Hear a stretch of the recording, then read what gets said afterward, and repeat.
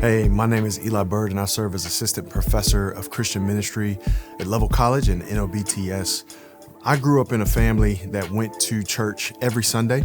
I'm from Jacksonville, Florida, and as we were there, I remember a pastor about the age of 12. The pastor preached a sermon, and in this message, he mentioned, man, the only way that you can get into heaven is if you trust in Jesus yourself. He said, you can't get in on your grandmother's faith, you can't get in on your parents' faith, you can't be on your pastor's faith, it has to be your own. And when I heard that message, I thought, man, I don't want to go to hell. It's very hot in Florida, and apparently hell is a place where fire is 24/7, worm that never dies, weeping, gnashing. I'm like, I don't want that. I want to go to heaven. And so I walked down to trust in Jesus, really as my fail-safe to get me out of hell.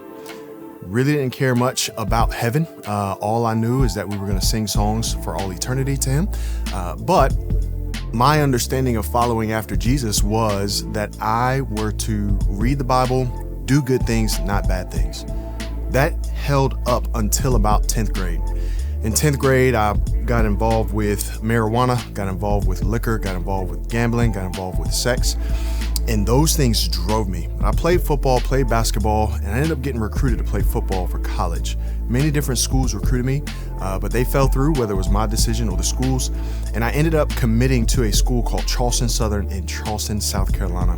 It was there where I was introduced, you could say, truly to the gospel, the reality, the truth and grace of the gospel by a guy named John Davis.